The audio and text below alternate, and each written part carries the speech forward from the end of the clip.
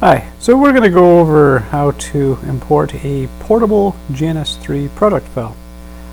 So first off, the purpose to it is if you don't, you have to configure everything that you currently see on the screen. I've already configured the routers.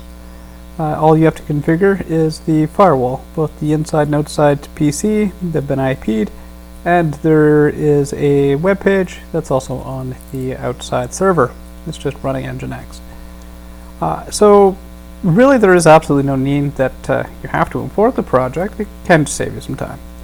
There's a benefit to not even doing the importing of this particular project, and that is that you can do the cabling and the troubleshooting yourself. You can configure the routers.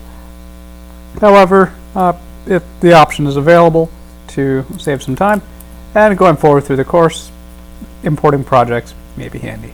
So I'm going to make this guide. It's published in FOL. You can download it and try and see if it works. So going to pull up FOL.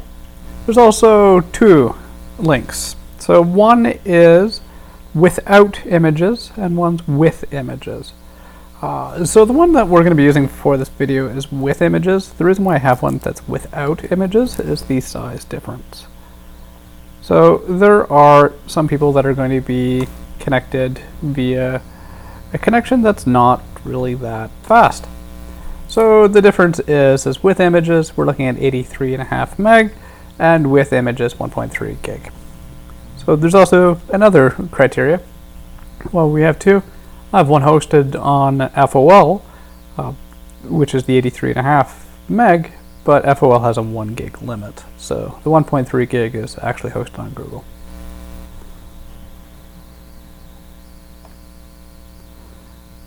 So we can't drag and drop things into this VM, despite having the VMware tools or not. You can, however, copy and paste text, but not files. But fear not, we can still get files back and forth. So VM settings, select options, go to shared folders, and I currently have shared out my home directory. So I'm going to add another one just so I can walk through how to add it. And in this case, I'm just going to share out the CTNA directory.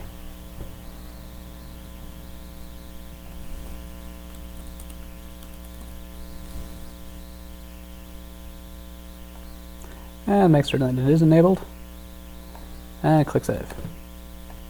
So on GNS3, so we're going to boot this up. Don't need a project.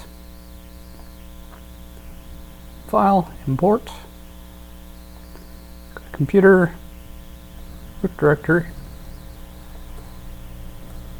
looking for mount, HDFS, and that's the share we made. It's under lab 9, and we want the one with images. So it is also going to have to make a new project. So it's going to copy the portable project, and it's going to make a new project. So you can put it wherever you like. I'm just going to accept the defaults, click OK, and it'll take a little while. There are some bugs as well, so I'm just going to walk through it. It's a very minor bug. We have to mark a file as executable, which you'll see quite shortly.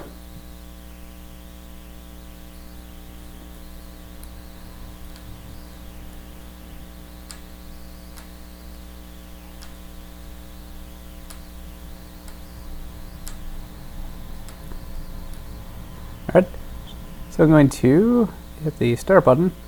Actually put this in full screen mode. So when I hit the start, there should be an error that pops up, and it just simply tells you that a particular file is not executable. It even gives you the path. So it's in Spock, GNS3, and the IO is on Unix.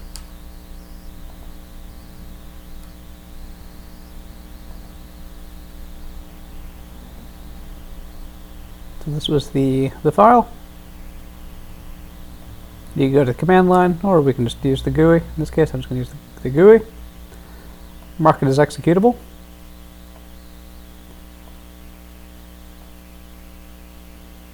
and then hit the start button again.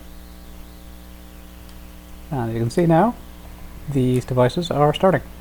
The other ones did not have that problem. And the reason for that is this is an actual executable. So obviously it has to be marked executable. It's running natively on the Linux operating system, hence the iOS and Unix. The other appliances, however, did not have to get marked as executable. So the web server and the inside computer, those are disk images. Disk images don't get marked as executable. And again, the ASA, that's also a disk image. So we double click that, you'll actually see that the ASA is currently in the process of booting.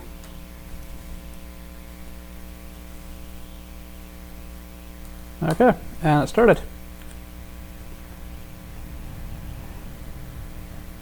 So the other caveat with regards to exporting and importing the GNS3 images is that when we export the portable image, it cannot have a cloud.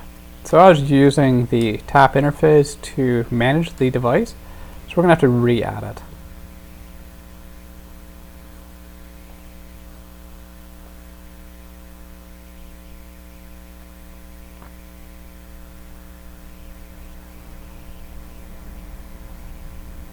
Double click the cloud, and it actually already had the tap adapter right here. If it didn't, you'd just type in tap 0 and then hit add and OK.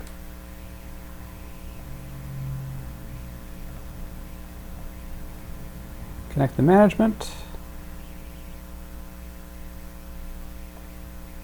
and tap.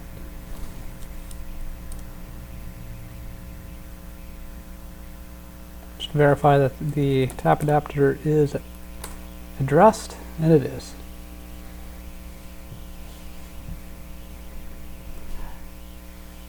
Now, I had everything working on the ASA, and then prior to publishing the student one though, I had issued a write erase. So there's absolutely nothing on here. There's not even the management address. So I'm going to actually just walk through on getting it to the point where we can actually access it via Telnet. Because given the VNC connection, which is what you're looking at here, you can't copy and paste. Also, typing is a little laggy, and being able to Telnet into the device is much preferred. So a few things we have to do. Let's go to the config T. Interface, management. I have to give it a name. I'm just going to call it management. Give it a security level of 100.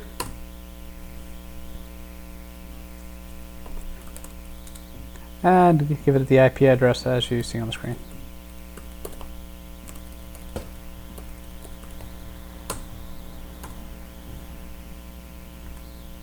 And then check to see if we can actually ping the host computer. That didn't work.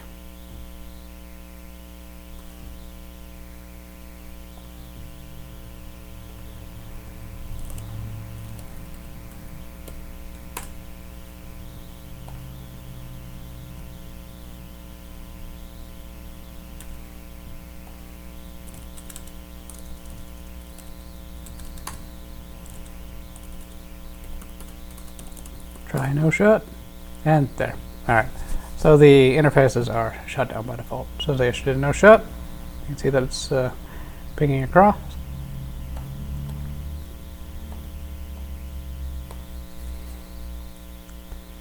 And the next order of business, just to prove that we cannot, I'm going to go to Telnet over, and it shouldn't work. So there's a few things we need to do. Need to set a password. I'm just going to call it Cisco. You have to say what device is allowed to Telnet. So this is quad 0. You could go .0.0.0.0 and then 0 to 0, 0 again, or you can just go 0, 0. If you hit the question mark, it'll give you a list of the interfaces. So I've named this management.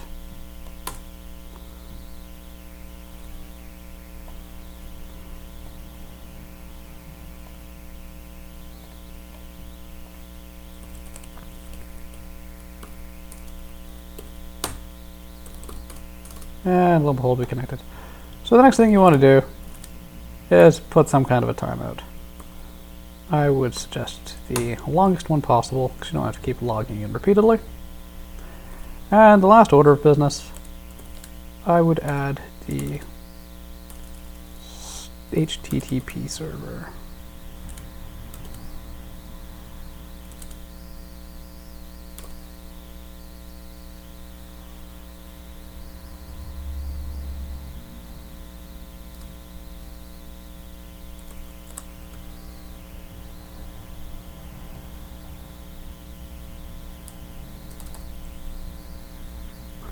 Do you feel, however, I am missing something?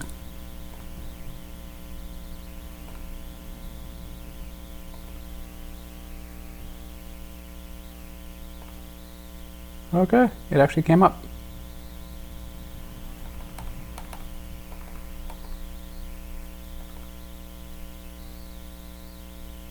I think it was a cached copy.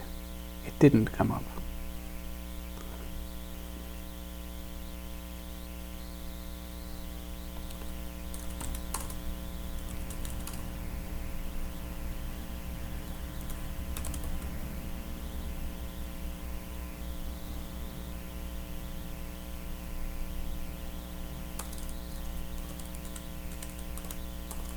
Well, I'm pulling a blank. When in doubt, use the power of the internet to refresh your memory.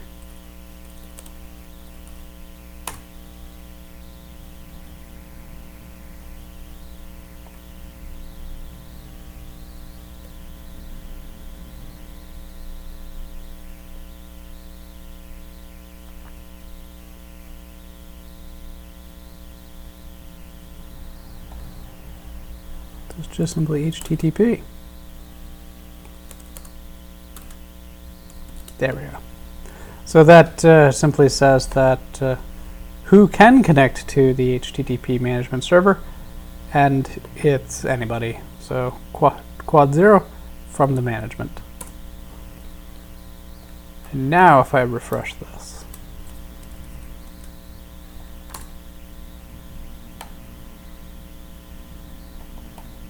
there, it's working now.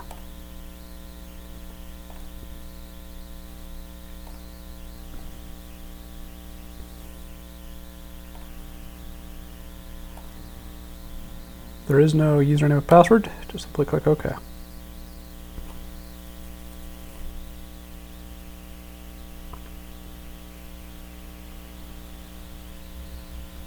Alright, so you have a full CLI. This is Telnet. You can copy and paste from your host machine in and out of this.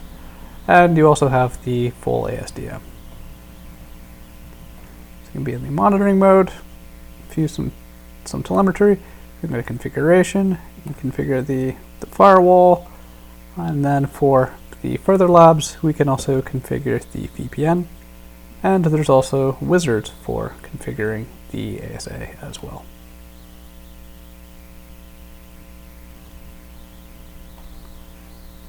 Alright, finally, since we've turned on everything that we needed, and we have the firewall in a state with which now we feel comfortable that we can configure it, I'm just going to go ahead and write this configuration. So just WR does the same as copy run start. So now it's written to the flash, so then when we go to shut down GNS3, you'll just be able to begin where you've left off. Okay, that pretty much concludes the tutorial.